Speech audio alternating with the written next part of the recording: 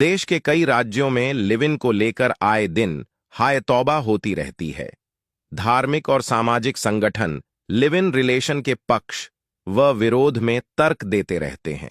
लेकिन क्या आप जानते हैं कि देश के 2 राज्यों में कुछ गांव ऐसे हैं जहां आज भी लड़कियां स्वयंवर करती हैं।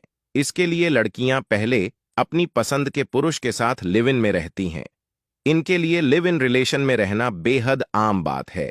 यही नहीं, यहां की लड़कियां अपने पार्टनर्स बदलती भी रहती हैं, यानी वर्तमान पति पसंद नहीं आने पर मर्जी के दूसरे पुरुष से शादी करने के लिए आजाद होती हैं। आजकल शहरी इलाकों में जो लिव इन रिलेशनशिप देखने को मिलता है, वो आदिवासियों में काफी समय से चलन में है। राजस्थान के उदयपुर, सिरोही व पाली जिले और गुजरात के पहाड़ी इलाकों में रहने वाली गरासियां जनजाति में लिव इन रिलेशनशिप खूब चलन में है।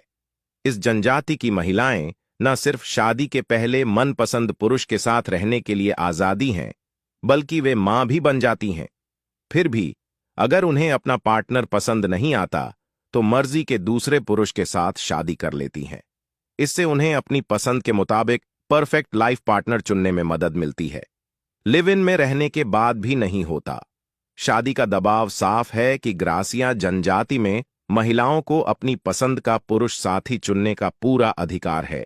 वहीं इस जनजाति में शादी का कार्यक्रम 2 दिन तक चलता है। इसमें युवा पुरुष और महिलाएं इकट्ठा होते हैं और ऐसे व्यक्ति के साथ रहना शुरू करते हैं जिसे वे पसंद करते हैं। फिर वे बिना शादी किए एक दूसरे के साथ दंपति की तरह रह सकते हैं। इसके बाद जब वह गांव लौटते हैं तो उनके माता पिता धूमधाम से उनकी शादी कर देते हैं। हालांकि उन पर शादी करने का दबाव नहीं रहता है। वे चाहें तो अविवाहित रहते हुए ही साथ रह सकते हैं। ग्रासिया जनजाति में कैसे शुरू हुआ लिव इन रिलेशन? कहा जाता है कि एक समय ग्रासिया जनजाति के 4 ऐसे भाई थे जो दूसरे शहरों में रहने चले गए। फिर इनमें से 3 भाइयों ने तो भारत के आम हिंदू परिवारों में प्रचलित सामान्य प्रथाओं के अनुसार शादी की। वहीं एक भाई ने बिना शादी के ही एक लड़की के साथ लिव इन रिलेशनशिप में रहना शुरू कर दिया। हुआ कुछ ऐसा कि 3 भाइयों की कोई संतान नहीं हुई। वहीं लिव इन में रहने वाले चौथे भाई को एक संतान हुई। माना जाता है कि तभी से ग्रासिया जनजाति में लिव इन का चलन शुरू हुआ। लड़के का परिवार उठाता है, शादी का पूरा खर्चा ग्रासिया जनजाति में महिलाओं को पुरुषों के मुकाबले कहीं ज्यादा ऊंचा दर्जा हासिल होता है। इस जनजाति में दहेज उत्पीड़न के मामले सामने नहीं आते हैं। शादी की तैयारी वर व वधू पक्ष मिलकर करते हैं, लेकिन पूरा खर्च लड़के का परिवार उठाता है। इसीलिए विवाह समारोह लड़के के घर पर ही होता है। जब जोड़ा लिव इन में रहता तो भी लड़के का परिवार लड़की के परिवार को कुछ पैसे देता है। यह जनजाति खेती पर निर्भर है, लेकिन अब इसके कुछ लोग नौकरी पेशा और मजदूरी के लिए दूसरे शहरों का रुख भी करने लगे हैं।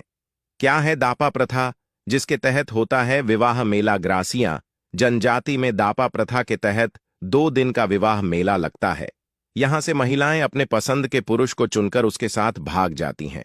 फिर वापस आने पर वे लिव इन में रहना शुरू कर देती हैं। ये जोड़ा पर्याप्त धन इकट्ठा करने के बाद ही शादी करता है। शादी की सबसे बड़ी शर्त यही होता है कि उन्हें लिव इन रिलेशनशिप में रहते हुए ही मां बाप बनना होता है। अगर बच्चा पैदा नहीं हुआ तो ये जोड़ा शादी नहीं कर सकता है। दोनों अलग हो जाते हैं और महिला दूसरे पुरुष को तलाश करती है।